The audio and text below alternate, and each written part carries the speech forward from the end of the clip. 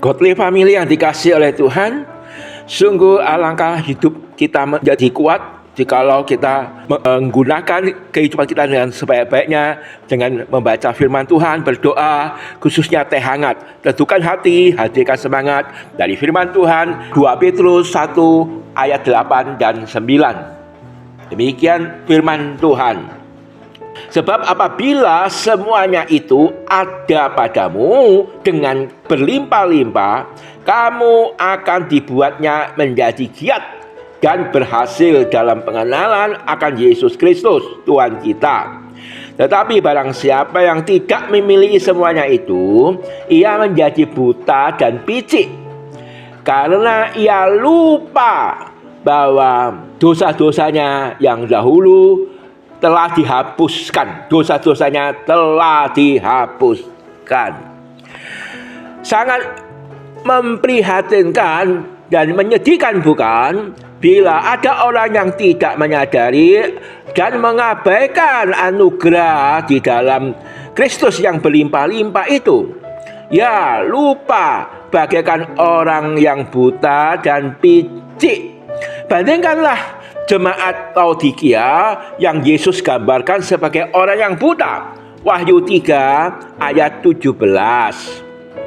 Orang menyebut dirinya Kristen, tapi kok lupa bahwa dia sudah diampuni dari segala dosanya. Dia sudah ditebus menjadi anak-anak Allah. Jikalau lupa bahwa dirinya telah disucikan dari dosanya, maka hidupnya seperti orang yang tidak tahu diri dan juga hidupnya bisa sembarangan.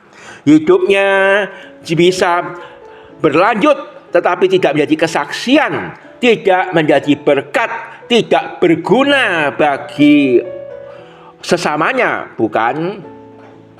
Karena hidupnya yang seharusnya saleh, bijak, dan berbuat kebajikan, tetapi hidupnya tidak memancarkan atau tidak menyatakan itu semuanya.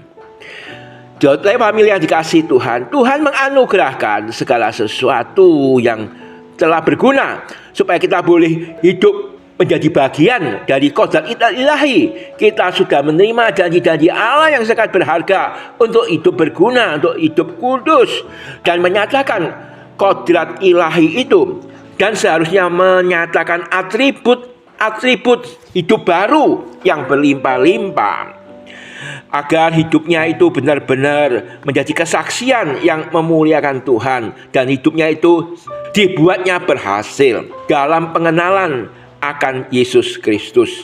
Oleh sebab itu, godly family yang dikasihi Tuhan, untuk hidup yang berlimpah-limpah dan berguna dalam segala hal dan berlimpah-limpah dalam segala kebajikan, marilah kita hidup dengan sadar diri, hidup dengan berjaga-jaga dan berdoa. Jangan seperti orang yang mabuk, tapi tahu bahwa masa-masa ini adalah masa-masa yang jahat. Oleh sebab itu, gunakanlah waktu ini dengan sebaik-baiknya. Dan buatlah hidup kita ini sungguh-sungguh mau menyaksikan kemuliaan Tuhan. Oleh sebab itu, dengan menyadari bahwa hidup kita ini memang manusia yang rapuh, maka selalu bersandarlah kepada Tuhan. Mohon Tuhan menolong kita. Dan sadarilah bahwa Immanuel, Allah beserta kita. Supaya kita selalu ingat Allah hadir di dalam kehidupan kita. Maka oleh sebab itu, hiduplah kita makin hari makin menyatakan kekudusan yang mewujudkan buah kekudusan, buah kebenaran yang dikerjakan oleh Tuhan Yesus Kristus. Berilah diri kita ini dipakai oleh Tuhan untuk memuliakan dan memuji-muji Allah. Nyatakanlah bahwa hidup kita ini sudah diampuni dari segala dosa, dan tinggalkanlah dosa itu. Biarlah hidupmu berlimpah-limpah, dan kiranya Tuhan melengkapi kita selalu dengan hal-hal yang baik, janji yang limpah untuk hidup saleh. Allah memakai hidup kita sekalian untuk boleh menjadi bagian dari kerajaan Allah yang dinyatakan di tengah-tengah bumi yang bobrok ini. Tuhan memakai saudaraku sekalian.